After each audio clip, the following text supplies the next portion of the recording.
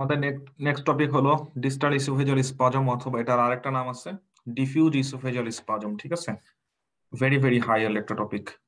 এটার আরেকটা নাম হলো ডিফিউজ ইসোফেজিয়াল স্পাজম। পরীক্ষা আপনি আগের নামটা পেতে পারেন, ডিফিউজ ইসোফেজিয়াল স্পাজম, এটা পরীক্ষা আসতে পারে। ওকে, আগে আমরা বুঝবো ডিজিজটা কি, প্যাথোফিজিওলজিটা কি, তারপরে আমরা বুঝবো এটা প্রেজেন্টেশনটা কিরকম হবে। ঠিক আছে, গিভ মি এ সেকেন্ড, আমি আমার হোয়াটসঅ্যাপের ইয়েটা বন্ধ করি, নাহলে নোটিফিকেশনের ইয়ে কারণে পড়তে পারবেন না।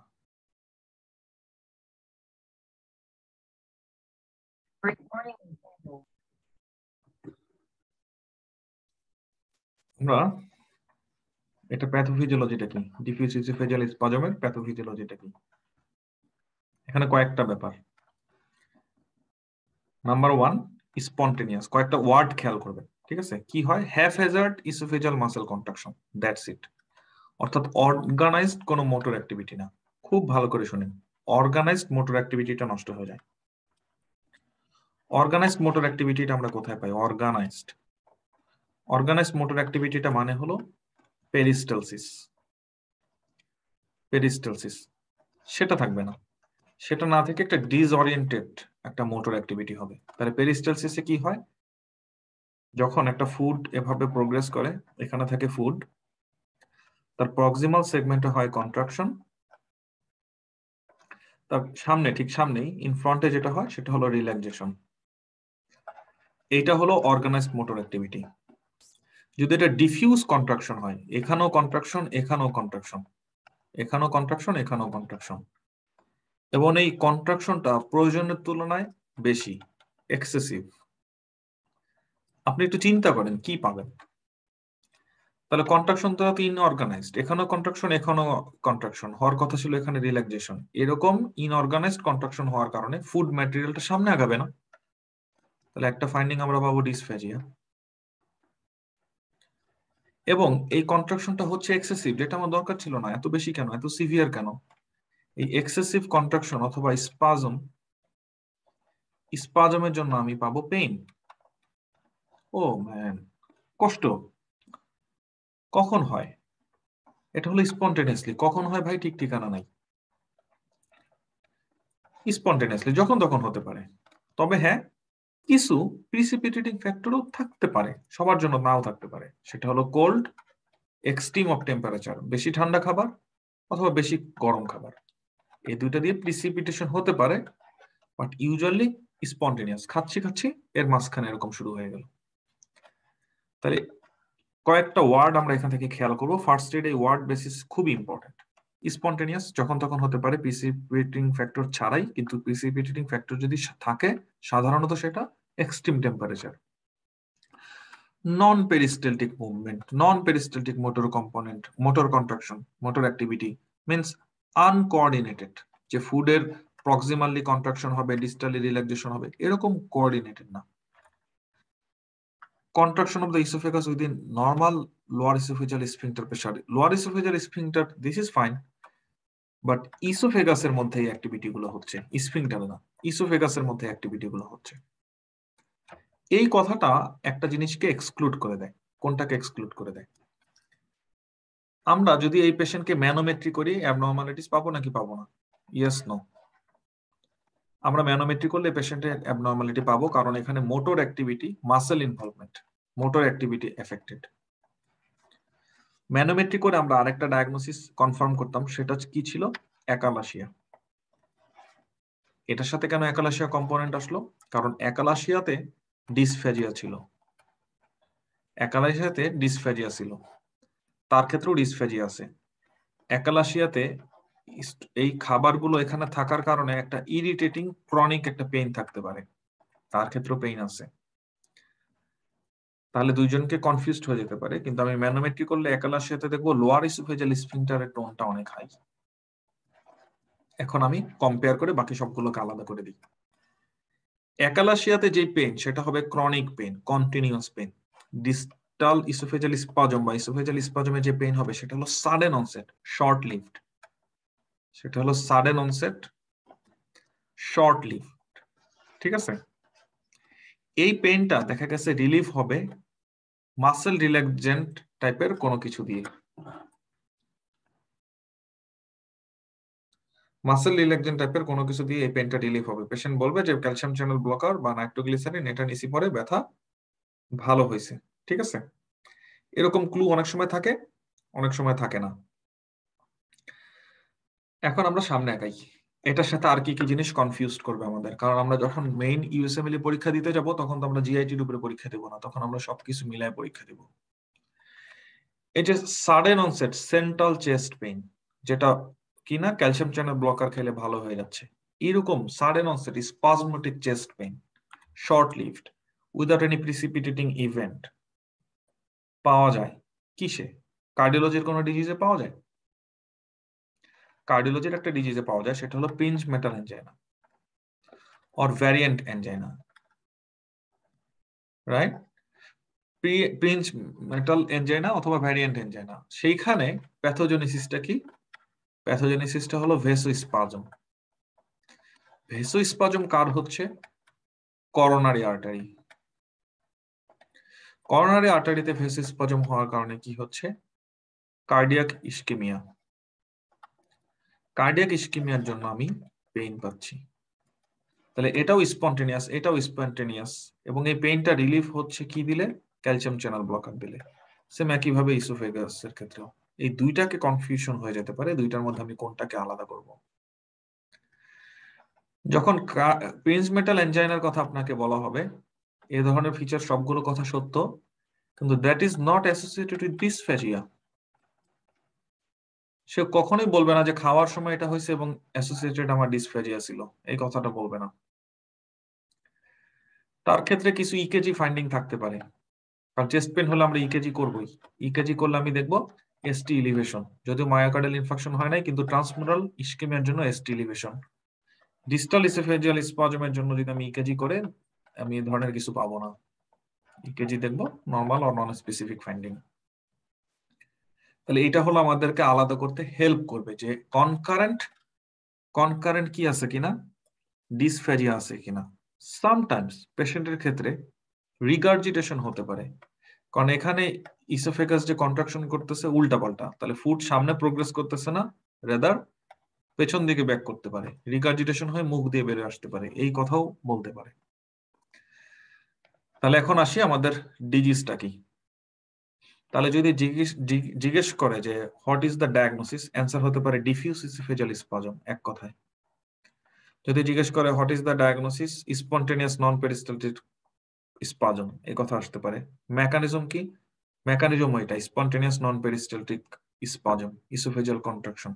ঠিক আছে, তাহলে প্যাথোজেনেসিস দিয়েও ডায়াগনোসিস আসতে পারে, যে ডায়াগনোসিসটা না লিখে প্যাথোজেনেসিসটা লিখলো, অথবা সরাসরি ডায়াগনোসিস লিখলো। ক্লিনিক্যাল ফিচারটা কি হবে? পেশেন্টের বলবে sudden onset dysphagia and chest pain, একই সাথে বলবে, একই সাথে ডিসফেজিয়া, একই সাথে চেস্ট পেইন। কখন হয় এটা সাধারণত? যদিও এটা আমি বলতেছি স্পন্টেনিয়াস, কিন্তু usually most of the cases patient এটা এক্সপেরিয়েন্স করবে ডিউরিং ইটিং, সে যখন খাচ্ছিল তখন। কারণ যখন সে খাচ্ছিল তখন সে ইসোফেগাস একটা স্টিমুলাস গেছে, মিনিমাম টাইপের একটা স্টিমুলাস গেছে, তখন সেটা শুরু হবে। এবং ডিউরিং ইটিং যদি পেইনটা উঠে, এটা আমাকে আরেকটা জিনিস হিন্টস অ্যাড করে, সেটা হলো সিমালটেনিয়াস ডিসফেজিয়া। পেশেন্ট বলবে যে খাওয়ার সময় যখন হয়েছে তখন ডিসফেজিয়া, কিন্তু এটা ছাড়াও আমার চেস্ট পেইন হয়। তো তখন তো তার সে যেহেতু স্পন্টেনিয়াস মানে খাওয়ার বাইরেও হতে পারে, তখন যখন হয়েছে তখন এটার সাথে সাথে ডিসফেজিয়া ছিল না, কারণ তখন তো সে খাচ্ছিল না, তাহলে এটা বলবে কি করে? কথাটা আবার বুঝেন। Diffuse oesophageal spasm, patient complain করবে চেস্ট পেইন, তার প্রাইম কনসার্ন থাকবে চেস্ট পেইন, চেস্ট পেইন। বলবে এই পেইন যখন তখন ওঠে, কোনো ঠিক ঠিকানা নাই। বাট সামটাইমস আমি যখন খাচ্ছিলাম তখন এই পেইনটা একবার উঠছে, তখন আমি ডিসফেজিয়া এক্সপিরিয়েন্স করছি, তখন আমি রিগার্জিটেশন এক্সপিরিয়েন্স করছি। অর্থাৎ দেয়ার ইজ সামথিং ওভারল্যাপিং। তার পেইনের অনেক বড় একটা অংশ স্পন্টেনিয়াস, খাওয়ার ছাড়াই, কিছু অংশ দেখা গেছে ডিউরিং ইটিং। আবার তার মানে এটা না, তার মানে এটা হলো পিওরলি পেইন, তখন সে খাবার খায় নাই, আর এটা হলো খাবার খাইছে উইদাউট পেইন, ইটিং। দেয়ার সাম ওভারল্যাপিং, যখন খাবার খাওয়ার সময় ব্যথাটা উঠছে। ঠিক আছে? তো এই ওভারল্যাপিং এর পিরিয়ডে সে বলবে যে এই সময়টাতে আমি রিগার্জিটেশন এক্সপেরিয়েন্স করছি, ডিসফেজিয়া এক্সপেরিয়েন্স করছি। এই পর্যন্ত হলো মোস্ট কমন, এতটুকু পরীক্ষায় থাকবেই প্রশ্নে, যাতে আমাকে ডায়াগনোসিস লিড করবে ডিস্টাল ইসোফেজিয়াল স্পাজম অথবা diffuse oesophageal spasm for some patients. কিছু পেশেন্টের ক্ষেত্রে একটা কথা বলবে যে আমি তো বাসায় আমার ক্যালসিয়াম চ্যানেল ব্লকার ছিল বা নাইট্রেট ছিল, ভাই আপনার বাসায় এটা কেন, আপনার বাসায় নাইট্রেট কেন? তার মানে পেশেন্টের আগে থেকে ইসকেমিক হার্ট ডিজিজ ছিল। তো আগে থেকেই যেহেতু ইসকেমিক হার্ট ডিজিজ ছিল, তাহলে ইসকেমিক হার্ট ডিজিজ বা স্টেবল এনজাইনার পেশেন্টকে কি বলা হয়?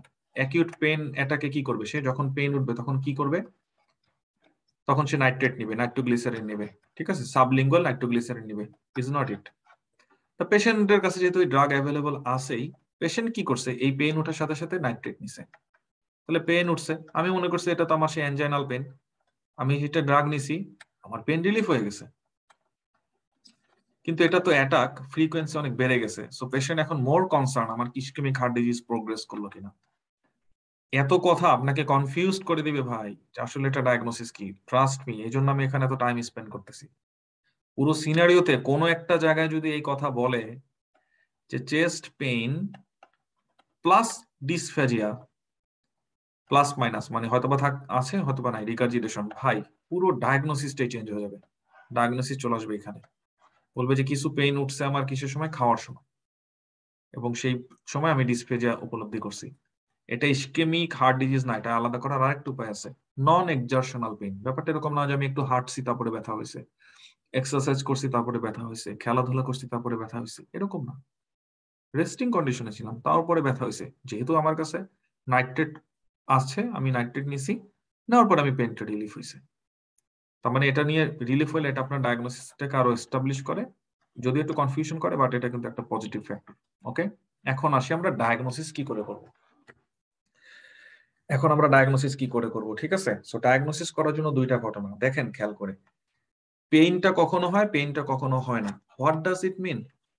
পেইনটা কখনো হয়, কখনো হয় না, স্পন্টেনিয়াসলি উঠে স্পন্টেনিয়াসলি চলে যায়।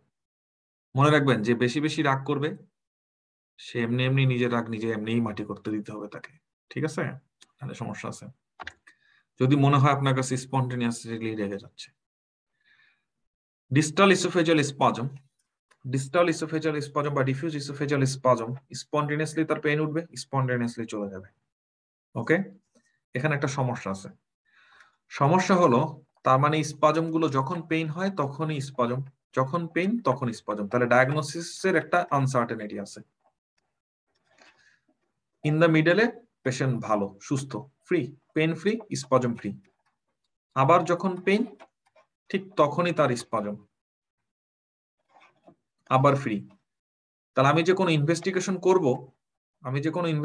করব, আমাকে ডাক্তারের কাছে যাইতে হবে কখন বলেন তো? যখন পেইন, ওই সময় আমি স্পাজমটাকে ডিটেক্ট করতে চাই, তাহলে তখন আমার ডাক্তারের কাছে যেতে হবে। তাহলে আমার ইনভেস্টিগেশন অথবা ইভালুয়েশনে দুইটা ফেজ থাকতে পারে, একটা হলো পেইন ফ্রি স্টেজ, আর একটা হলো পেইনফুল স্টেজ, যখন পেইন হচ্ছে, অনগোয়িং পেইন। বুঝছেন সবাই? আচ্ছা, তাহলে যখন পেইন হচ্ছে, একই সাথে তো ডিসফ্যাজিয়াও হচ্ছে, খাবার আটকে গেছে এরকম মনে হইতেছে, তাহলে এখন আমি একটা ব্যারিয়াম এক্সরে যদি করি, ব্যারিয়াম সোয়ালো, ব্যারিয়াম যদি করি, তাহলে আমি কি দেখতে পাবো? ব্যারিয়াম করলে আমি দেখবো কি, নিচে এরকম অসংখ্য স্পাজমের মতন ওয়েভ তৈরি করে বসে আছে, এটা নিচের দিকে। কি ব্যাপার? তাহলে যখন ব্যারিয়াম করলে এরকম মাল্টিপল ফিলিং ডিফেক্ট পাবো, কারণ অনেকগুলো মানে স্পাজম একসাথে, মাল্টিপল ফিলিং ডিফেক্ট হওয়ার কারণে এটাকে মনে হচ্ছে screw like appearance. This is called corkscrew oesophagus. কখন পাওয়া যাবে? খুব ভালো করে বুঝেন ভাই, যখন পেইন আছে, ডিউরিং অ্যাটাক। কোন ইনভেস্টিগেশনে পাওয়া যাবে? এই কন্ট্রাস্ট এক্সরেতে পাওয়া যাবে। ডিউরিং অ্যাটাক আরেকটা কাজ করলে পাওয়া যাবে, ডায়াগনোসিস করা যাবে, সেটা কি? ম্যানোমেট্রি। আমি যদি ম্যানোমেট্রি করি, তাহলে আমি এই ডিউরিং অ্যাটাক এটা বুঝতে পারবো। তাহলে যখন পেইন ফ্রি, অথবা যখন এই ফ্রি স্টেজ, কোনো ধরনের কোনো অ্যাটাক নেই, তখন ডায়াগনোসিস করাটা একটু ডিফিকাল্ট নাকি ডিফিকাল্ট না? কি মনে হয়? তখন ডায়াগনোসিস করাটা একটু ডিফিকাল্ট। এবং এই মতো অবস্থা যখন ফ্রি, এখন যদি আমি ব্যারিয়াম এক্সরে করি, ফাইন্ডিং আসবে নর্মাল, এখন যদি আমি ম্যানোমেট্রি করি, ফাইন্ডিং আসবে নর্মাল। তার মানে অ্যাসিম্পটোমেটিক ফেজে normal investigation does not exclude the diagnosis. আমি যে পিকচার দিছি খুব ভালো করে যদি ফোকাস করেন, কনসেন্ট্রেট করেন, ফিল করেন, এক দেখাই কাজ হয়ে গেছে আপনার। আর যদি কনসেন্ট্রেশন না দেন তখনই আপনার কমপ্লেন হবে যে আমার পড়া মনে থাকে না। পড়া মনে থাকে না মানে এই কিভাবে সম্ভব? এটা আপনার বাবাকে সেটা মনে থাকে, 10 বছর আগে কে কোন কথা বলছে সেটা মনে থাকে, পড়া মনে থাকে না মানে? কারণ আমরা ওরিয়েন্টেড না। ঠিক আছে, যখন অনেক ঘটনা মনে থাকে, কথা মনে থাকে, কারণ কি আমরা পুরো গল্পটার সাথে, সিচুয়েশনের সাথে, এনভায়রনমেন্টের সাথে খুব ওরিয়েন্টেড থাকি। পার্সপেক্টিভটা বুঝি, আমি এটা বলছি তখন ও এটা বলছে, বলো এটা বলা উচিত হয়েছে, এভাবে ও আমাকে একটু বলতে পারে, হেয়ার ইউ গো। তার মানে আপনি পুরো ফ্যাক্টটা বুঝতেছেন। তো এই পড়াটা মনে থাকবে তখন যখন আপনি পুরো ফ্যাক্টটা বুঝবেন, পুরো স্টোরিটা কমপ্লিট হবে। ঠিক আছে, দেখো এখন পেন নেই, স্পাজমও নাই, এখন কি ব্যারিয়ামে কিছু আসবে বলো, এইভাবে বুঝে ফেলতে হবে। ঠিক আছে, তো হ্যাঁ ঠিক আছে, তাহলে তো এখন কিছু আসবে না, হ্যাঁ দিস ইজ রাইট। এখন ও তো তোমার সামনে কিছু বলে নাই, তার মানে মনে করো না যে ও সবসময় আমার সাথে এরকম থাকে। ও কিন্তু যখন কেউ থাকে না তখন অনেক খারাপ ব্যবহার করে। হুম, রাইট, পসিবল। তাহলে কাজ করি, ওরে আমরা খেপায় দিই। খেপায় দিলে এরকম হতে পারে যে যদি এখন তার পেইন নাই, কিন্তু ওরা যদি আমরা একটু মোটামুটি খেপায় দিতে পারি, ভাই আসেন খেপায় দিই, তাহলে ওরা খেপানোর একটা উপায় আছে, সেটা হলো আর্গট। আমরা যদি ওকে এখন আর্গট ইনজেক্ট করি, আর্গট যদি ইনজেক্ট করি অর্থাৎ একটা স্মুথ মাসল কন্ট্রাকশন করে এরকম একটা সাবস্টেন্স যদি আমি দেই, তখন আমি একটা কন্ট্রাকশন দেখতে পাবো এবং সেটা আমি মেজার করতে পারবো। অর্থাৎ একটা স্টিমুলাস ইউজ করা যেতে পারে এই পেন ফ্রি কন্ডিশনটাতে ডায়াগনোসিস কনফার্ম করার জন্য। ঠিক আছে, কিন্তু সাধারণত পেইনের ফেজটা একটু প্রলংড, যেটা possible to detect the contractors. Okay, আশা করি সবাই পর্যন্ত বুঝতে পারছেন। সো অ্যাগেন, এটার সাথে আপনাকে কনফিউশন করে দিতে পারে হয়তো কয়েকটা জিনিস। সবচেয়ে বেশি কনফিউশন করবে ভ্যারিয়েন্ট এনজাইনা অথবা প্রিন্স মেটাল এনজাইনা। আলাদা করার উপায় হলো ইকেজি ফাইন্ডিং। আলাদা করার কনফিউশন হওয়ার কারণ হলো ক্যালসিয়াম চ্যানেল ব্লকারে পেন কমে যাচ্ছে, নাইট্রেটে পেন কমে যাচ্ছে। আলাদা করার উপায় হলো ডিস্টাল ইসোফেজিয়াল স্পাজমে কনকারেন্ট ডিসফ্যাজিয়া থাকবে। ভ্যারিয়েন্ট এনজাইনা বা প্রিন্স মেটাল এনজাইনাতে ডিসফ্যাজিয়া থাকবে না। ডিস্টাল ইসোফেজিয়াল স্পাজমে ইকেজি নরমাল থাকবে। ইকেজি আসলে কোথা থেকে এখানে? কাম অন, পেশেন্ট কমপ্লেন করতেছে চেস্ট পেইন, ইকেজি আপনাকে করতেই হবে, করবেন, সবাই করবে, কিন্তু ইকেজিতে নরমাল ফাইন্ডিং। ভ্যারিয়েন্ট এনজাইনাতে যখন আমি ইকেজি করব তখন দেখবো এসটি এলিভেশন। তাহলে এই জিনিসগুলো আমাকে আলাদা করবে। পরীক্ষায় কি কি জিনিস আসবে? পরীক্ষায় সরাসরি আসবে হোয়াট ইজ দ্য ডায়াগনোসিস, একবার বলছি। পরীক্ষায় আসবে হোয়াট ইজ দ্য প্যাথোফিজিওলজি। পরীক্ষায় আসবে ডায়াগনস্টিক ফাইন্ডিং এ কি পাবা, এই পেশেন্টকে আমি ডায়াগনোসিস করলে কি বলে ব্যারিয়াম করলে আমি কি দেখতে পাবো, কর্ক স্ক্রু অ্যাপিয়ারেন্স দেখতে পাবো। পরীক্ষা আবার ঘুরায় দিবে, একটা কর্ক স্ক্রু ইসোফেগাস দিয়ে জিজ্ঞেস করতে পারে ডায়াগনোসিস কি, কর্ক স্ক্রু দিয়ে জিজ্ঞেস করতে পারে ম্যানোমেট্রিতে কি পাওয়া যাবে, কর্ক স্ক্রু দিয়ে জিজ্ঞেস করতে পারে তার ম্যানেজমেন্ট কি হবে। এই জাস্ট এই নেটওয়ার্ক গুলো একটু বোঝার চেষ্টা করেন, কোন দিক থেকে কোন দিকে যাবে। ঠিক আছে, এবং কোন দিক থেকে কোন দিকে যাবে না। কেমন? যেটা যেটা আপনার রিলেটিভ আপনাকে জিজ্ঞেস করবে, একটা প্রেসক্রিপশন দিয়ে বলবে বলো রোগীর কি হয়েছে, সেই প্রেসক্রিপশন আপনি খুললেন, খোলার পরে দেখবেন যে প্রেসক্রিপশনে শুধু কিছু ড্রাগের নাম লেখা আর এদিকে কিছু ইনভেস্টিগেশনের নাম লেখা, কিন্তু কোথাও ডায়াগনোসিস লেখা না। এখন আপনাকে রিভার্সলি বলতে হবে পেশেন্টের মোস্ট লাইকলি ডায়াগনোসিস কি, এবং রিলেটিভ এটা আপনাকে মোবাইলে ছবি পাঠাবে, বলবে ওনার কমপ্লেন কি ছিল, অসপি পরীক্ষা নেবে আপনার। ঠিক ঠিক আছে, কিন্তু ইউএসএমএল এরকম নিবে না, ট্রাস্ট মি, ইউএসএমএল অনেক সহজ। ইউএসএমএল কখনো আপনাকে এরকম রিভার্স কোশ্চেন করবে না যে পেশেন্টকে এটা দিয়ে ট্রিটমেন্ট করা হয়েছে, এখন বলো তো পেশেন্টের কি ছিল, না এরকম কখনো দিবে না, বরং অন্য দিক থেকে আসবে। ওকে, আশা করি সবাই বুঝবেন, মনে থাকবে এটা। এবং এই কর্ক স্ক্রু ইসোফেগাস এটা আপনার ছবি আসতে পারে। ঠিক আছে, ইউএসএমএল তে কিছু কিছু কোশ্চেন আছে যেখান থেকে ছবি দেয়, এইগুলোর ব্যাপারে আমরা একটু অ্যালার্ট থাকবো। এখন আমরা যেটা বলবো সেটা হলো scleroderma oesophageal involvement, very very high yield। এটা মেইনলি আমরা পড়বো হলো রেমাটোলজিতে। রেমাটোলজিতে যখন আমরা পড়বো তখন কি বলে স্ক্লেরোডার্মা কি, ক্রেস্ট সিনড্রোম কি, এগুলো আমরা পড়বো। আমরা এখান থেকে জাস্ট বেসিক কিছু কনসেপ্ট নিয়ে যাই যেন পরবর্তীতে আমাদের হেল্প হয়। ওকে, অলরাইট। প্রথম কথা হলো স্ক্লেরোডার্মা, এটা হলো ডিফিউজ ফাইব্রোসিস। ঠিক আছে, ফাইব্রোসিস আমাদের বডিতে স্কিনকে এফেক্ট করে, ব্লাড ভেসেলকে এফেক্ট করে, জিআইটি থেকে এফেক্ট করবে না? হ্যাঁ, জিআইটি কে এফেক্ট করবে। শুধু কি ইসোফেগাসে না, স্মল ইন্টেস্টাইনকে এফেক্ট করতে পারে। মেন প্যাথোফিজিওলজিটা কি? মেন প্যাথোফিজিওলজি হলো স্মুথ মাসেল, এসএম দিয়ে আমি বুঝালাম smooth muscle replace by fibrous tissue, fibrosis হয়ে যাচ্ছে, ঠিক আছে? ফাইব্রাস টিস্যু, এখানে ফাইব্রাস টিস্যু চলে আসবে, স্মুথ মাসেলের জায়গায় ফাইব্রাস টিস্যু চলে আসবে। আচ্ছা, স্মুথ মাসেলের জায়গায় যদি ফাইব্রাস টিস্যু চলে আসে সমস্যা কি? কয়েকটা সমস্যা আছে। স্ফিংটার একটা সমস্যা, ইসোফেগাস একটা সমস্যা। যদি স্মুথ মাসেলের জায়গায় ফাইব্রাস টিস্যু চলে আসে তাহলে এই জায়গার পেরিস্টালসিস বাড়বে না কমবে ভাই?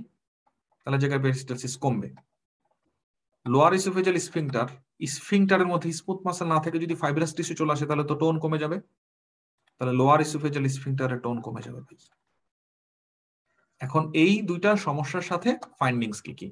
পেরিস্টালসিস কমে গেলে পেশেন্ট বলবে ডিসফেজিয়া, খাবার আগায় না। লোয়ার ইসোফেজাল স্ফিংটার টোন কমে গেলে reflux, GRD. Lower oesophageal tone কমে গেলে জিআরডি, অর্থাৎ একই সাথে তার হার্ট বার্নিং এবং একই সাথে তার ডিসফেজিয়া। বলেন কনফিউশন হবে কোনটার সাথে? কুইক, আমি চাই আমার কাছে যারা পড়তেছে সবাই থিঙ্ক করুক, অনেক বেশি বেশি থিঙ্ক করুক। এই ধরনের ফাইন্ডিংটা আপনার সাথে কিসের সাথে কনফিউশন হবে বলেন? জানি, কথাই বলবো না। এটা আমাকে কনফিউশন করবে গ্যাস্ট্রোইসোফেজাল reflux disease progressed into stricture. আমরা বলছিলাম শুধু যদি গ্যাস্ট্রোইসোফেজাল রিফ্লাক্স ডিজিজ থাকে, নেভার ডিসফেজিয়া, কখনোই ডিসফেজিয়া থাকবে না। কিন্তু যদি স্ট্রিকচার ডেভেলপ করে তখন অ্যাপিয়ার হবে ডিসফেজিয়া। বলছিলাম নাকি বলছিলাম না? বলছিলাম। তাহলে জিআরডির একটা পেশেন্টের ক্ষেত্রে এটা। এখন আমরা যেটা দেখলাম যে স্ক্লেরোডার্মা ইসোফেজিয়াল ইনভলভমেন্ট, ওমা, এই পেশেন্টের ক্ষেত্রে একই সাথে ডিসফেজিয়া, একই সাথে গ্যাস্ট্রোইসোফেজাল রিফ্লাক্স ডিজিজ। আসুন ভাই, এখন কই যাবেন আপনি? এই যে জিআরডি সিমটমের সাথে ডিসফেজিয়া পাইলাম, আমি জিতছি না? হোল্ড করেন, এখনো জিতেন নাই। যে পেশেন্টের ক্ষেত্রে GERD then stricture, it will take time, এটা অনেক সময় লাগবে। তাহলে বলবে অনেক দিন ধরে তার জিআরডি, অনেক দিন ধরে জিআরডি, দেন এটা প্রোগ্রেস হয়েছে স্ট্রিকচারে। জাস্ট ভিজুয়ালাইজ করেন, অনেক দিন ধরে এখানে অ্যাসিড যাচ্ছে, অ্যাসিড বার্ন হচ্ছে, ইনফ্ল্যামড হয়েছে, তারপরে ফাইব্রোসিস হয়েছে, স্ট্রিকচার হয়ে গেছে। স্ট্রিকচার হওয়ার পরে এখন এটার অবস্থা এরকম, স্ট্রিকচার হয়ে গেছে। স্ট্রিকচার হওয়ার কারণে কিন্তু এখন আর অ্যাসিড কন্টেন্ট সামনে আগায়। তাহলে প্রোগ্রেস করে যখন স্ট্রিকচার হবে তখন কিন্তু আরেক কথা আসবে। কি কথা? এখন না সেই আগের হার্ট বার্নটা নাই, এটা ইমপ্রুভ হয়েছে, কিন্তু এখন অ্যাপিয়ার হয়েছে ডিসফেজিয়া। তার মানে অ্যাগেইন আপনি দুইটা জিনিস একসাথে পাচ্ছেন না। একসাথে যদি পানো, একসাথে পেতে পারেন যদি আলসারেশন হয়, একসাথে পেতে পারেন যদি এখানে ম্যালিগন্যান্ট ট্রান্সফরমেশন হয়, একসাথে পেতে পারেন, কিন্তু long history of GRD significant. এটা যে প্রোগ্রেস করছে, এটা অনেকদিন ধরে তার জিআরডি ছিল, এটা থাকবেই। এবং ওই অনেকদিন ধরে যখন জিআরডি ছিল তখন তার কোনো সিমটম ছিল না, ডিসফেজিয়া। ডিসফেজিয়াটা তার নিউ সিমটম, মনে থাকবে। কিন্তু যার ক্ষেত্রে স্ক্লেরোডার্মা তার ক্ষেত্রে একই সাথে। সাথে আসি পেশেন্ট প্রোফাইল। জিআরডির পেশেন্ট গুলো দেখতে একটু নাদুস নুদুস, ঠিক আছে? তাহলে তারা হবে অবেস, তারা হবে স্মোকার, স্মোক যখন করে একটু মদও খায়, তারা হবে অ্যালকোহলিক। এরকম মাল্টিপল ফিচার থাকবে, ঠিক আছে? স্ক্লেরোডার্মার ক্ষেত্রে পেশেন্টের কোনো সিমটম, আদার সিমটম গুলো ইউজুয়ালি অ্যাবসেন্ট থাকবে। স্ক্লেরোডার্মার পেশেন্টের ক্ষেত্রে আদার সিমটম থাকবে, তার কিছু স্কিন ফাইন্ডিং থাকবে, তার লাংস ইনভলভমেন্ট থাকতে পারে, সেটার জন্য ড্রাই কফ, ডিজনিয়া থাকতে পারে। সবচেয়ে মজার ব্যাপার হলো তার রেনল্ডস ফেনোমেনন থাকবে। রেনল্ডস ফেনোমেনন মানে কি? যখন কোল্ড এক্সপোজারে যায় তখন তার এক্সট্রিমিটিতে ভেসো কনস্ট্রিকশন হয়, তার ফিঙ্গার গুলো পেল হয়ে যায়, পেইনফুল হয়ে যায়, খুবই পেইন হয় ভেসো কনস্ট্রিকশনের জন্য। যখন সেটা আবার রিওয়ার্ম করে, ব্লাড ফ্লো রিএস্টাবলিশ করে, তখন আবার সেটা হাইপারেমিয়া হয়, অর্থাৎ রেডিশ কালার ধারণ করে। এই যে রেনল্ডস ফেনোমেননটা ফিঙ্গারে, লিম্বে এই জিনিসটা দেখা যাবে, মনে থাকবে। এর স্কিনটা হবে শাইনি, টাইট, কারণ স্কিনে ফাইব্রোসিসের কন্ট্রাকচার হচ্ছে। এটা হলো ইসোফেজাল ইনভলভমেন্ট। ইসোফেজাল ইনভলভমেন্টটা পরীক্ষাতে সবচেয়ে বেশি আসে। ডায়াগনোসিস করার জন্য আমরা কি করব? এটা ডায়াগনোসিস করাটা অ্যাকচুয়ালি এত বেশি অ্যাপারেন্ট থাকে, তার সিস্টেমিক ফাইন্ডিং ডায়াগনোসিস বোঝা যায়। তার মানে আমাকে যদি স্ক্লেরোডার্মা আমি ডায়াগনোসিস করতে পারি, স্ক্লেরোডার্মা ইসোফেজিয়াল ইনভলভমেন্ট ডায়াগনোসিস হয়ে যায়। কিন্তু এরপরও আমি ম্যানোমেট্রি করলে কি পাবো, এটা পরীক্ষায় জিজ্ঞেস করবে যে পেশেন্টকে পরীক্ষায় কি মানে সরি ম্যানোমেট্রি করলে কি পাওয়া যাবে, ম্যানোমেট্রির ফাইন্ডিং তার পরীক্ষায় আসবে। তাহলে ম্যানোমেট্রি ফাইন্ডিং আমি যেটা বলছি, আপনি চিন্তা করেন যে ইসোফেগাসের স্মুথ মাসল নাই, তাহলে তার পেরিস্টালটিক মুভমেন্ট নাই, লোয়ার ইসোফেজিয়াল স্ফিংক্টারের টোন নাই, লোয়ার ইসোফেজিয়াল স্ফিংক্টারের টোন নাই। ম্যানোমেট্রি ফাইন্ডিং গুলো সবসময় নিজে নিজে একটু রিভাইজ করবেন, ঠিক আছে? জিআরডি ম্যানোমেট্রিক ফাইন্ডিং কি পাবেন? ম্যানোমেট্রিক ফাইন্ডিং এ পাবেন decrease lower oesophageal sphincter tone. Achalasia কি ফাইন্ডিং পাবেন? Increase lower oesophageal sphincter tone, decreased peristalsis, diffuse oesophageal spasm. কি ফাইন্ডিং পাবেন জানেন? Incorporated uncoordinated oesophageal contraction, excessive contraction. Scleroderma oesophageal involvement কি পাবেন? লোয়ার ইসোফেজিয়াল স্ফিংক্টার টোনও কম, পেরিস্টালটিক মুভমেন্টও কম। পাওয়ার ভিনসন সিনড্রোম কি পাবেন? নরমাল, নো ফাইন্ডিং, কিছুই পাচ্ছি না। সো এই কথাগুলো একটু বুঝতে হবে যে কোনটার মধ্যে আমরা কি পাবো, ঠিক আছে? এবং এই ম্যানোমেট্রিক ফাইন্ডিংটা আমাদেরকে হলো প্যাথোফিজিওলজি শিখায়, যে এখানে কি হইতেছে অ্যাকচুয়ালি। যেহেতু এটা প্যাথোফিজিওলজি নিয়ে কথা বলে, সেটা একটা ভেরি ভেরি হাই এন্ড। গত ক্লাসে আমরা ব্যারেট ইসোফেগাস কথাটা শেষ করে ফেলছি, আমি আজকে এখানে নতুন করে কিছু বলবো না। ইসোফেজিয়াল ক্যান্সার থেকে পরীক্ষায় কি আসবে? ইসোফেজিয়াল ক্যান্সারের সাথে আরেকটা জিনিস আমরা অ্যাড করে দিব, ঠিক আছে? ইসোফেজিয়াল ক্যান্সারের সাথে অ্যাড করে দিব, সেটা হলো head neck cancer. Head neck রিজনে যদি কোনো ক্যান্সারের কথা বলে, হেড নেক রিজনে কোনো ক্যান্সারের কথা বলে এবং সেই পেশেন্ট মানে হলো ল্যারিংস, ফেরিংস, ইসোফেগাস, ওকে? এই পেশেন্ট যদি হয় স্মোকার, চোখ বন্ধ করে কোন ধরনের cancer? Squamous cell carcinoma, squamous cell carcinoma. এই পেশেন্টের প্যারানিপ্লাস্টিক সিনড্রোম কি হতে পারে? হাইপারক্যালসিমিয়া, ঠিক আছে?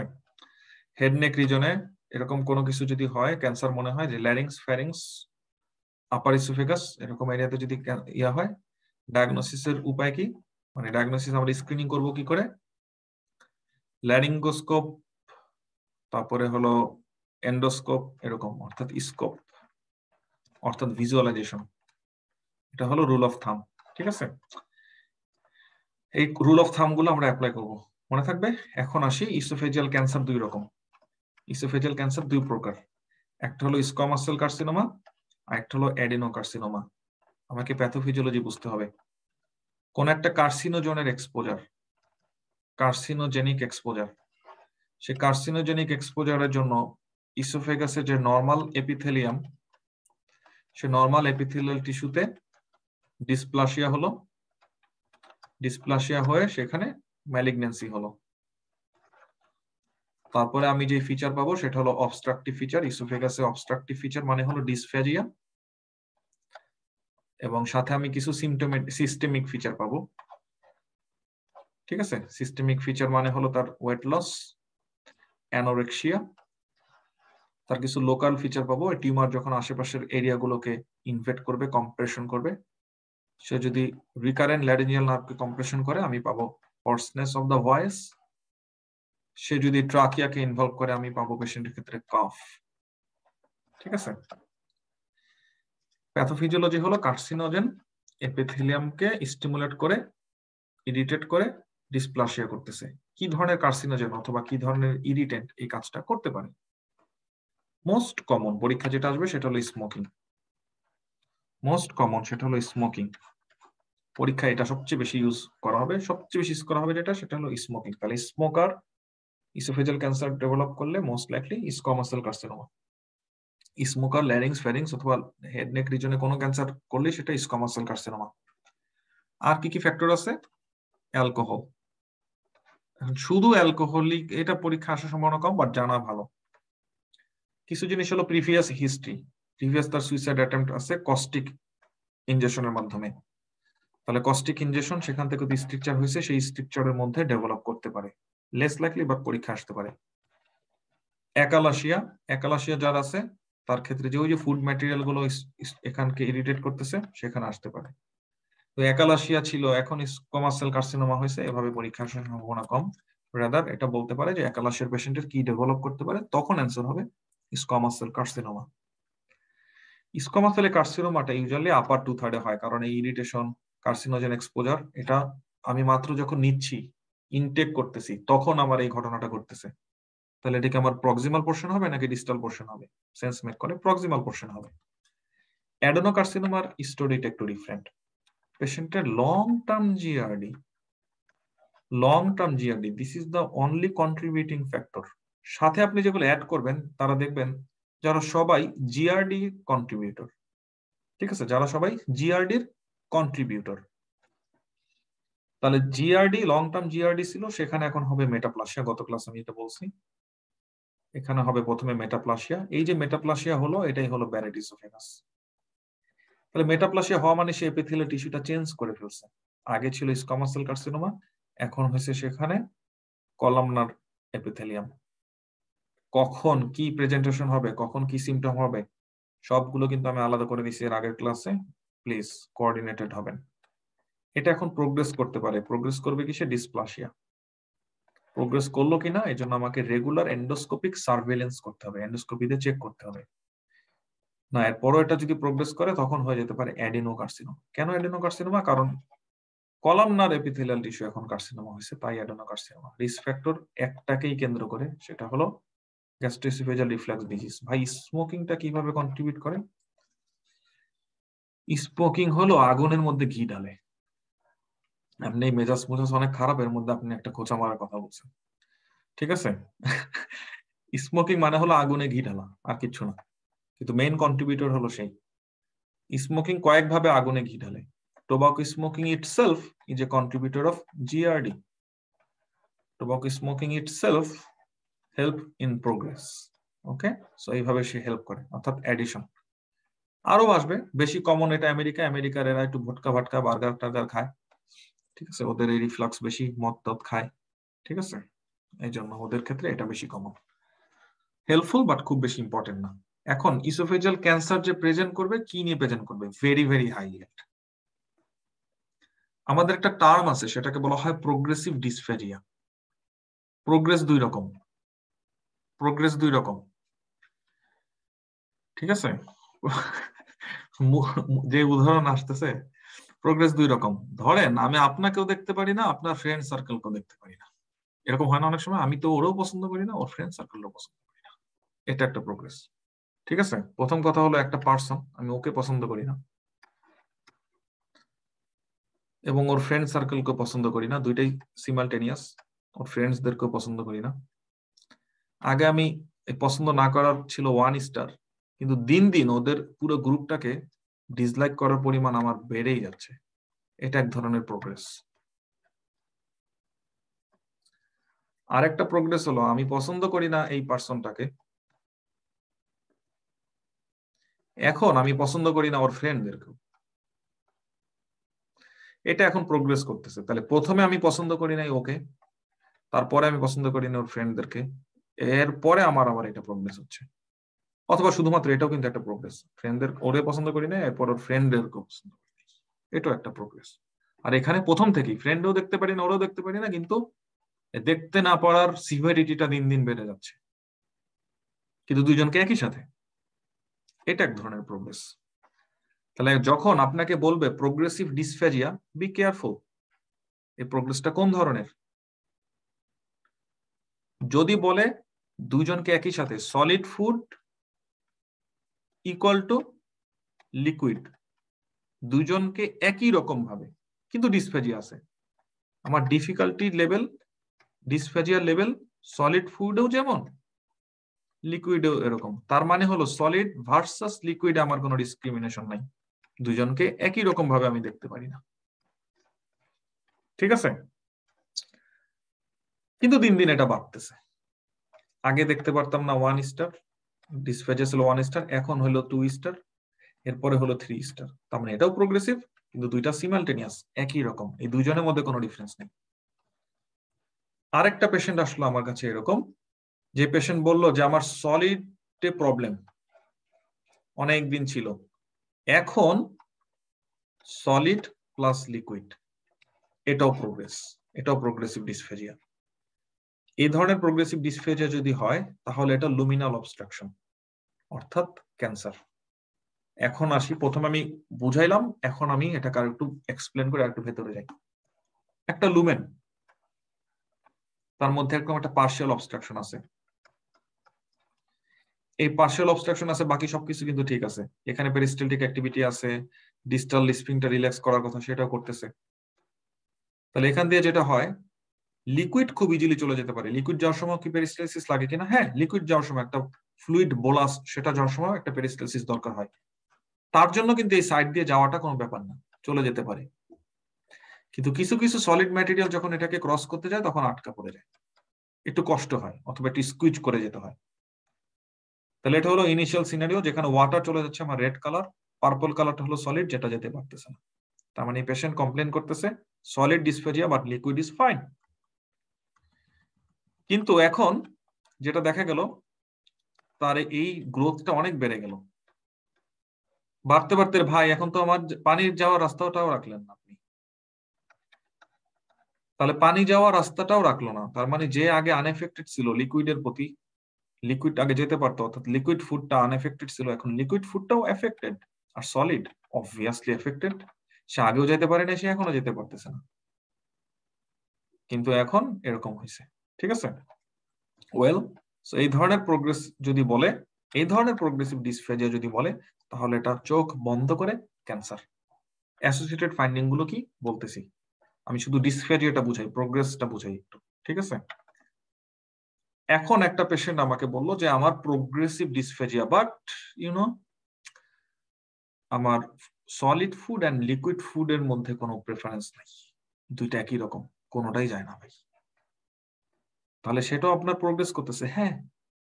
তার মানে হলো তার একালাসিয়া, তার মানে হলো তার একালাসিয়া। এখানে তার পেরিস্টালসিস নেই। তাহলে এখানে আমি যাই দেই না কেন, এটা আগায় না। এটা আমি যাই দেই না কেন, এটা আগায় না। আর মোস্ট ইম্পর্টেন্টলি সে রিল্যাক্স করে না। তার মানে প্রথম দিক থেকে সে এরকম, সে রিল্যাক্সই করে না, কারোর জন্যই সে রিল্যাক্স করে না। জায়গায় টোন খুবই হাই, কারোর জন্য রিল্যাক্স করে না। তার মানে সলিডও যাচ্ছে না, লিকুইডও যাচ্ছে না। এবং দিন দিন এটার কনস্ট্রিকশনের পরিমাণ বাড়তেছে, এবং দিন দিন এটা বাড়তেছে। তার মানে প্রোগ্রেসিভ কথাটা বললেই, প্রোগ্রেসিভ এই শব্দটার উপর বেস করে কিন্তু ক্যান্সার নাকি একালাসিয়া আলাদা করা যায় না।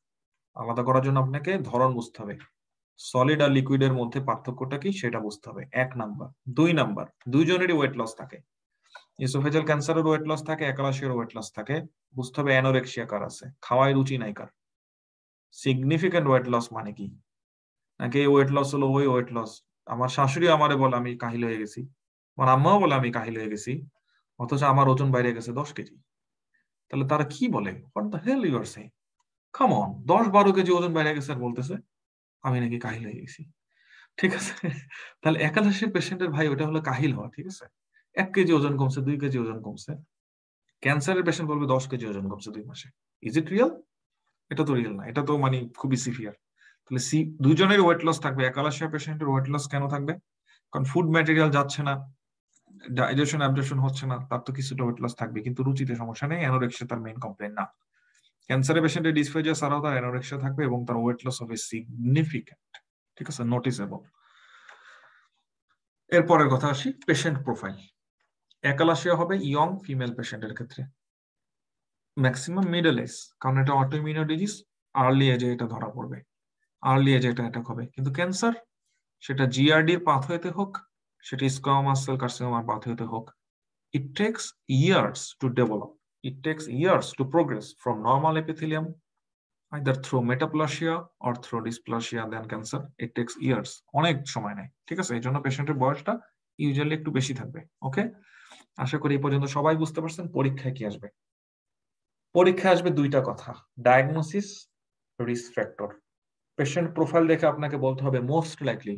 প্রশ্নে একটা কথা থাকে, that is called most likely. What is the most likely diagnosis?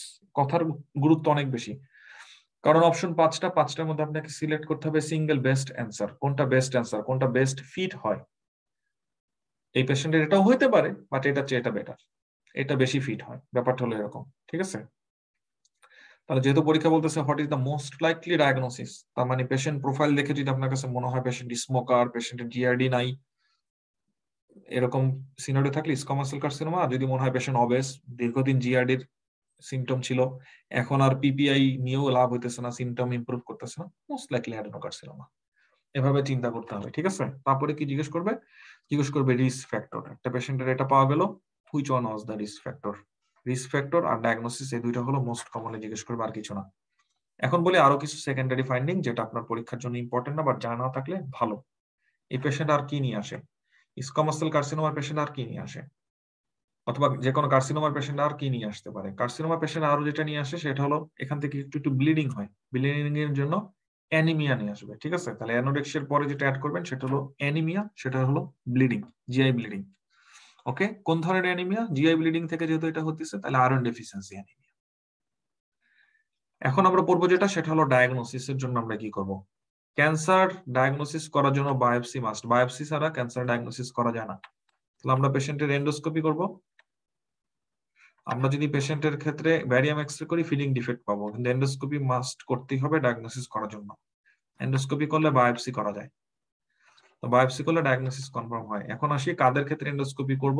যখনই আমার মিনিমাম সাসপেশন থাকবে যে এটা ক্যান্সার হতে পারে, কোনো কথা নাই, গো হেড এন্ডোস্কোপি এন্ড বায়োপসি।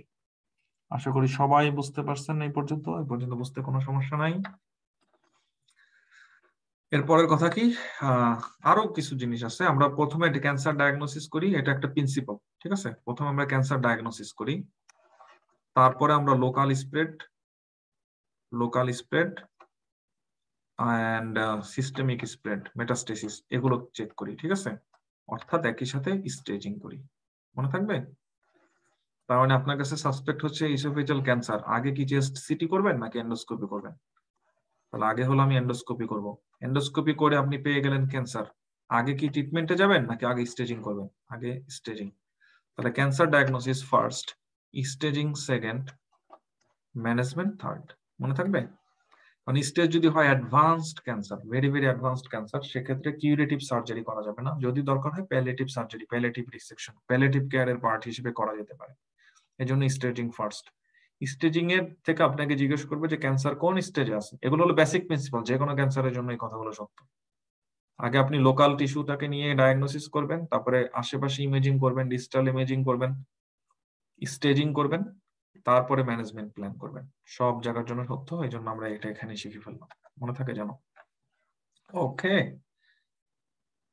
ওকে, এখন আমরা গ্যাস্ট্রাইটিস থেকে একটু একটু টাচ করে যাবো, যেহেতু এটা আমরা রেকর্ডিং দিয়ে ফেলছি অলরেডি, ঠিক আছে? অ্যাকিউট গ্যাস্ট্রাইটিস স্টেপ 1 এর জন্য খুবই ইম্পর্টেন্ট, ঠিক আছে? পেশেন্ট কি কমপ্লেন করবে? সিভিয়ার পেইন, ভমিটিং এর সাথে ব্লাড, এসব কথা বলতে পারে। সেটিং গুলো একটু বুঝতে হবে। পেশেন্টের রিসেন্ট আর্থ্রাইটিস এর ব্যথা বেড়ে গেছে, রিসেন্ট ব্যাক পেইন বেড়ে গেছে, বেশি বেশি এনএসএডি খাচ্ছে, আগেও খাইতেছিল, ইদানিং আরো বেশি খাইতেছে।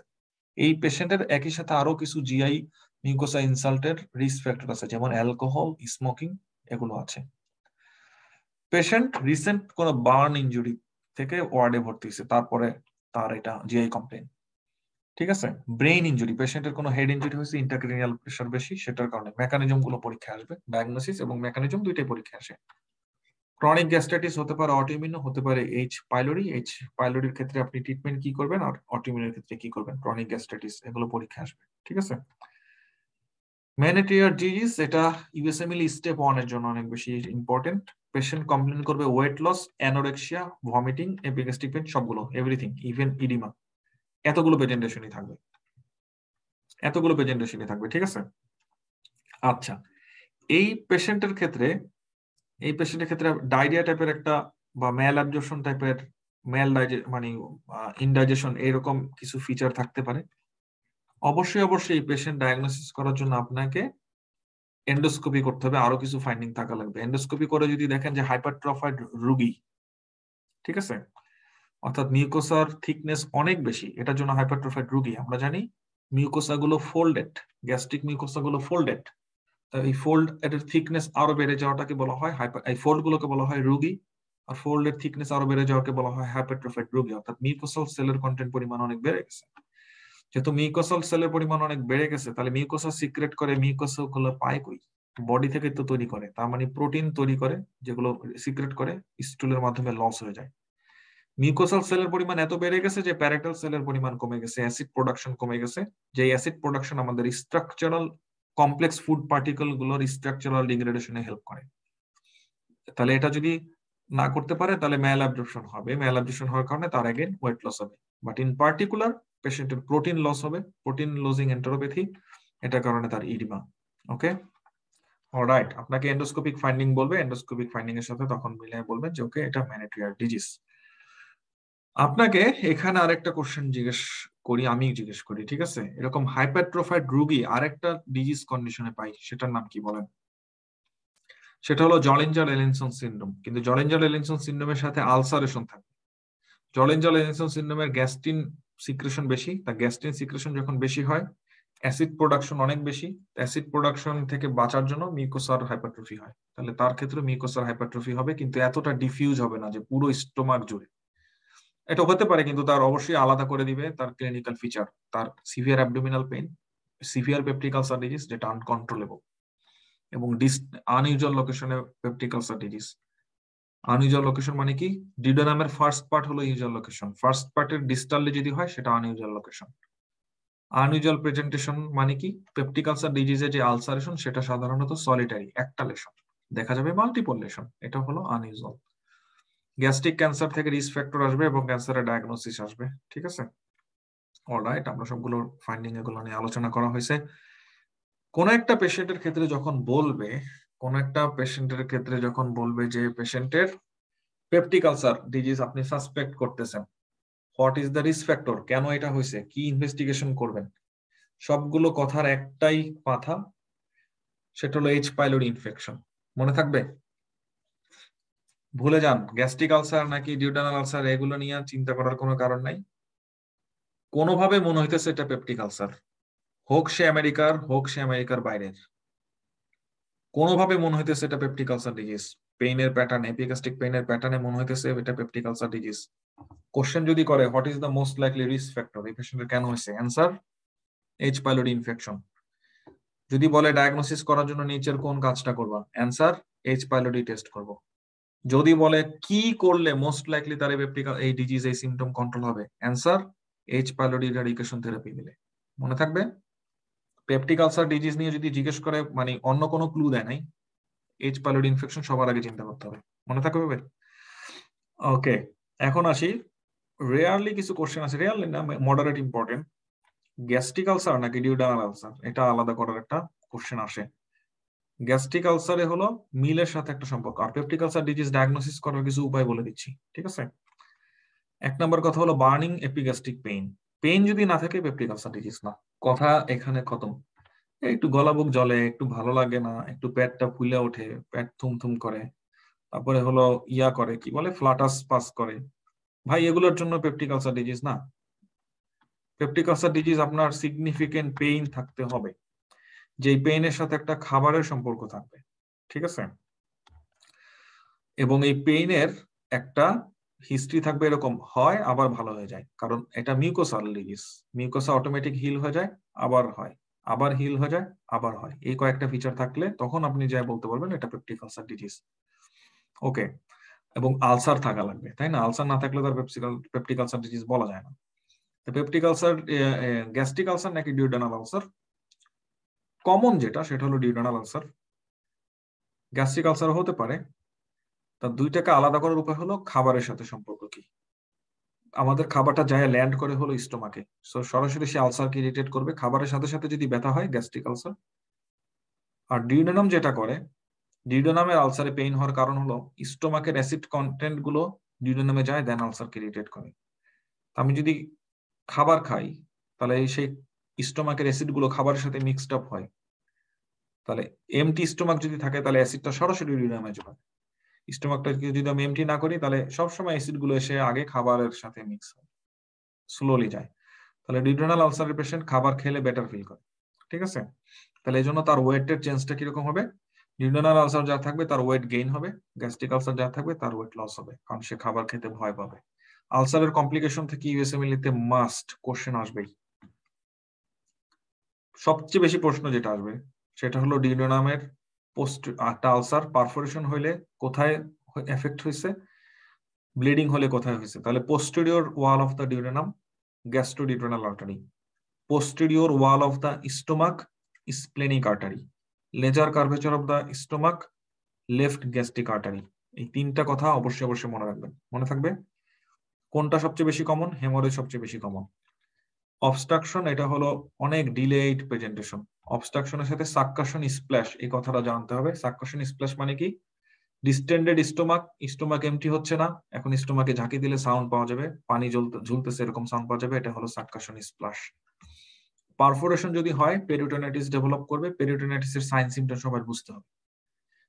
পারফোরেশন যদি হয়, সাবডায়াফ্রাগমেটিক শ্যাডো পাওয়া যাবে, এটা স্টেপ 1 এর একটা ফেমাস এক্সরে, যেখানে আপনি ডায়াফ্রাগমেটিক এই গ্যাসটা দেখতে পারেন কিনা, নিউমোপেরিটোনিয়াম দেখতে পান কিনা, এটা আপনাকে চেক করা হবে। ফিজিক্যাল এক্সামিনেশনে ডিফিউজ অ্যাবডোমিনাল পেইন, কারণ এটা পেরিটোনাইটিস, অ্যাবডোমেনের রিজিডিটি এবং পেরিটোনাইটিসের সাইন। নিউমোপেরিটোনিয়াম এটা এক্সরে এর মাধ্যমে ডায়াগনোসিস করা যায়, কোনো ফিজিক্যাল সাইনের মাধ্যমে না। ট্রিটমেন্টের জন্য অবশ্যই আগে রিসাসিটেশন, এনজি টিউবের মাধ্যমে আমি গ্যাস্ট্রিক কন্টেন্ট গুলো বাইরে নিয়ে আসবো, এবং surgical correction. Acute gastrointestinal bleeding, upper GI bleeding নাকি lower GI bleeding? Very very high yield. একটু ক্লিনিক্যাল কোশ্চেন করি, দেখি আপনাদের এক্সপেরিয়েন্স থেকে আপনারা কিছু অ্যান্সার দেন, কমন সেন্স থেকে কিছু অ্যান্সার দেন। একটা পেশেন্টের ধরেন হেমাটোচেজিয়া নিয়ে আসলো, ঠিক আছে, অর্থাৎ ফ্রেশ ব্লাড যাচ্ছে স্টুল দিয়ে। এই পেশেন্টের ইভালুয়েশন বলেন স্টেপ বাই স্টেপ, কিভাবে আলাদা করবেন এটা আপার জিআই ব্লিডিং নাকি লোয়ার জিআই ব্লিডিং? এটা কি শুধুমাত্র লোয়ার জিআই ব্লিডিং? এই পেশেন্টের ক্ষেত্রে কি আপার জিআই ব্লিডিং হতে পারে নাকি পারে না? ধরেন একটা পেশেন্ট আসলো, তার বয়স হলো 65 ইয়ার্স ওল্ড, সে নিয়ে আসছে হেমাটোচেজিয়া, ফ্রেশ ব্লাড যাচ্ছে, ব্লাডের ক্লট যাচ্ছে, ঠিক আছে, পায়খানা রাস্তা দিয়ে। এখন বলেন এই পেশেন্টের কি ধরনের ব্লিডিং? শুধুমাত্র এটাই ফিচার বললাম, আপার জিআই ব্লিডিং নাকি লোয়ার জিআই ব্লিডিং নাকি দুইটাই হতে পারে, দুইটা যে কোনো একটা হতে পারে। একটু পার্টিসিপেট করেন আমার সাথে, আনমিউট করেন যারা কথা বলতে চান। ভাইয়া দুইটাই হতে পারে। এক্সিলেন্ট। প্রথম কথা হলো পেশেন্টের দুইটাই হতে পারে, ঠিক আছে। পার রেক্টাল হচ্ছে বলে যে এটা আপার জিআই ব্লিডিং হবে না, ব্যাপারটা এটা না। আপার জিআই ব্লিডিং এর ভলিউম যদি খুব বেশি হয়, তাহলে সে এত দ্রুত ইন্টেস্টাইন ক্রস করবে, এত র্যাপিড ইন্টেস্টাইন ক্রস করবে যে এটা অল্টার হবে না। তার মানে আপনি আনঅল্টার্ড ফ্রেশ ব্লাডও পেতে পারেন পার রেক্টালি, যেটার সোর্স আপার জিআই। ওকে, ফার্স্ট কনসেপ্ট। এটা প্র্যাকটিক্যাল লাইফে আপনাকে কত বড় হেল্প করবে ইউ ডোন্ট নো। আমি যদি জিজ্ঞেস করি কোনটা বেশি কমন, পার রেক্টাল ব্লিডিং হচ্ছে fresh haematochezia due to upper GI source আর লোয়ার জিআই সোর্স, যদি জিজ্ঞেস করে দুইটার মধ্যে কোনটা বেশি কমন, অ্যান্সার হবে upper GI, not lower GI, regardless of the patient age. এখন বলেন এই দুইটা আলাদা করবেন কি করে, যেটা কি আপার জিআই নাকি? শুধুমাত্র এতটুকু ক্লুর উপর বেস করে আলাদা করা যাবে কিনা? ভাইয়া পেশেন্টকে কোয়েশ্চেন আস্ক করে। না না না, এতটুকু ক্লুর উপরে আলাদা করা যাবে না। তো এই জন্য তো আমি আপনাকে বলাইলাম যে দুইটাই হতে পারে। আলাদা করার জন্য আপনি বেড সাইড এমন কিছু করা যাবে যেটা করলে আলাদা করা যেতে পারে? একটু হিন্টস দিচ্ছে, এখন চিন্তা করে বলেন তো। আপনি অ্যানাটমিটা বুঝেন, স্টোমাকে ব্লিডিং হচ্ছে, সেই ব্লাডটাই এত বেশি যে ওভারফ্লো হয়ে রেকটাম দিয়ে বেরোচ্ছে, ঠিক আছে। হাইপোটেনশন সবার হবে, শুধুমাত্র হাইপারটেনশন থাকলেই আপার জিআই ব্লিডিং বলা যায় কিনা? একটা ইম্পর্টেন্ট ফাইন্ডিং তো, আরো মানে অবভিয়াস, মানে এপিগ্যাস্ট্রিক পেইন, না ধরেন পেইন নাই তার, মেলে না, ডিআরই করে বোঝা যাবে। না ডিআরই করলে তো আমি রক্ত পাবোই, লোয়ার ইন্টেস্টাইন থেকে ব্লিডিং গেলেও আমি ওখানে হাত দিলে রক্ত পাবো, আপার ইন্টেস্টাইনের ব্লাড গেলেও তো আমি রক্ত পাবো। এনজি টিউব সাকশন করলে, এনজি টিউব সাকশন করলাম, একজনের ব্লাড আসলো আরেকজনের ব্লাড আসলো না। এখন বলেন যার ব্লাড আসছে তার কি, আর যার ব্লাড আসেনি তার কি? যার ব্লাড ব্লাড আসছে আপার জিআই ব্লিডিং। ওকে, এখন বুঝতে পারছেন কত সহজ। যার সাকশন করলে ব্লিডিং আসবে মোস্ট লাইকলি আপার জিআই ব্লিডিং, যার সাকশন করলে ব্লাড আসবে না most likely lower GI bleeding. এটা হলো আমি নিজে ইন্টারভেনশন করা। যদি একটা পেশেন্টের একই সাথে সিমালটেনিয়াসলি হেমাটোমেসিস এন্ড হেমাটোচেজিয়া থাকে, তাহলে কিন্তু আমাকে এনজি টিউবের কাজটা পেশেন্টই করে দিচ্ছে নাকি? এনজি টিউবে আমি কি করলাম? ব্লিডিং যে এরিয়াতে হচ্ছে ওই এরিয়ার কন্টেন্ট নিয়ে আসলাম, তাই না? আর পেশেন্ট নিজেই যদি বমি করে বের করে দেয় তাহলে তার কোনো কথা নেই। তাহলে পেশেন্ট নিজেই যদি বমি করে বের করে দেয় তার মানে তো বুঝে যাচ্ছে স্টোমাক থেকে ব্লিডিং হচ্ছে। এটা আলাদা করতে পারে, ক্লিনিক্যালি আলাদা করতে পারলে সবচেয়ে বেশি সুবিধা যেটা হয় সেটা হলো ডিলে হয় না ইন্টারভেনশনে। ঠিক আছে, ইন্টারভেনশনে ডিলে হয় না, যে লোয়ার জিআইতে একবার কোলোনোস্কোপি করলেন, খোঁচাখুচি করলেন, নাই, ওদিক দেশে আপার জিআইতে ব্লিডিং করে করে মারাই যাবে সে। একজন আপু অ্যান্সার করছেন যে কি বলে হাইপোটেনশন থাকবে কিনা। Upper GI bleeding versus lower GI bleeding, upper GI bleeding এ হাইপোটেনশন হওয়াটা মোর লাইকলি। ঠিক আছে, কারণ এটা ব্লিডিংটা ভিগোরাস, এই জন্য এই পেশেন্টের শকে চলে যাওয়ার সম্ভাবনা খুব তাড়াতাড়ি, এবং this is a very severe condition. Clinic করেন যেখানে করেন, কোনোবার যদি মানে এরকম কোনো পেশেন্ট পান, বি ভেরি অ্যালার্ট, এবং যত বেশি ফাস্ট আপনি হতে পারেন, ঠিক আছে, যত বেশি দ্রুত ইন্টারভেনশন করা সম্ভব হবে শুরু করে দিবেন, মনে থাকবে? অলরাইট, এগুলো যদি আমরা থিঙ্ক না করি, ক্লিনিক করলে আমাদের একটা যেহেতু ইয়া চলে আসছে, একটু বলি কথাটা, ঠিক আছে? আপনি যখন ক্লিনিক করবেন না, চিন্তা করবেন আমি ক্লিনিক করব না, মাসুম ভাই না করছে ক্লিনিক, অন্ধকার জগৎ, সেখানে যাইতে না, আমি যাব না, without any question, without any argument. Clinic করলেন, ক্লিনিক করার পর এরকম পেশেন্ট আসলো, আপনার রোল কি হবে? আপনার রোল হবে স্যাররে ফোন দেয়া। স্যার আপনাকে ট্রিটমেন্ট বলে দিবে, আপনি এটা লিখবেন। আপনাকে ওই সময় দেয়া হবে না, অথবা অতটুকু টাইম দেওয়া হবে না যে স্যার আপনাকে বুঝায় বলবে কেন আমরা এটা করলাম, কেন আমরা ওইটা করলাম, কেন আমি এটা দিলাম, কেন এটা দিলাম না, কেন এটা করবো, কেন আমি ফলো আপ করবো, কেন আমি, কখন আমার এন্ডোস্কোপির প্ল্যান, কখন আমার সার্জারির প্ল্যান, কখনো বলবে না। যারা যারা ক্লিনিক করছেন, এম আই রাইট?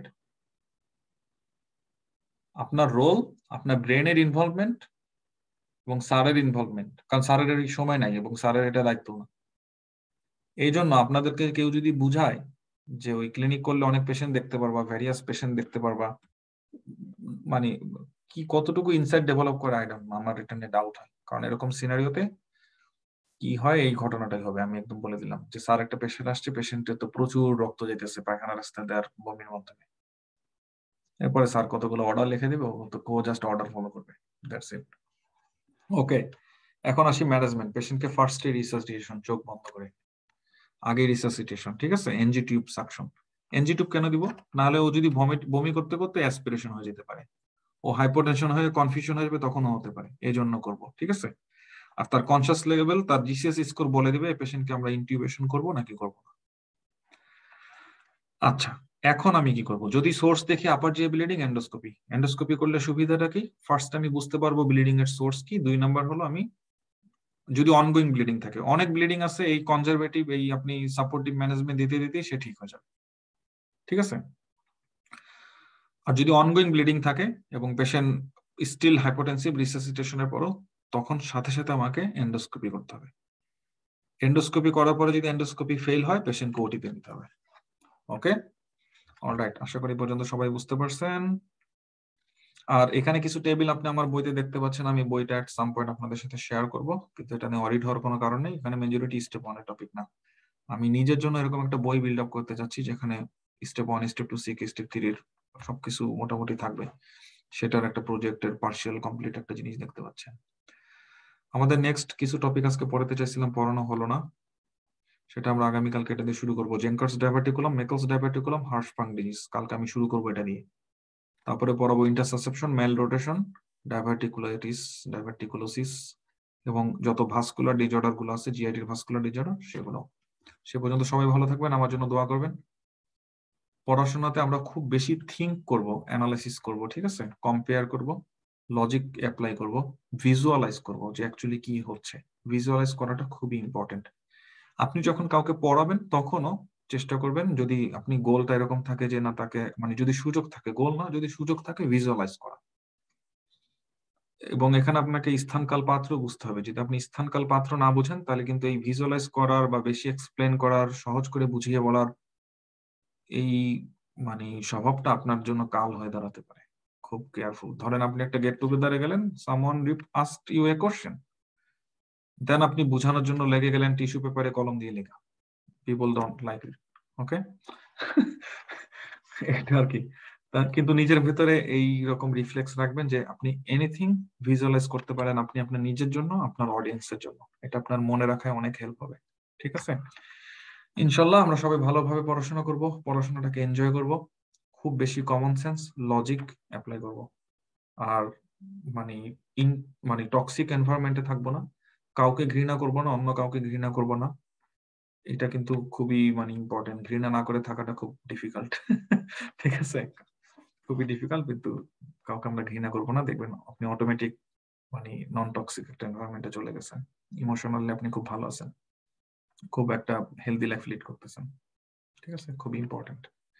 অলরাইট, সবাই ভালো থাকবেন, বাই, আসসালামু আলাইকুম। কালকে ঠিক একই সময় ক্লাস হবে ইনশাআল্লাহ।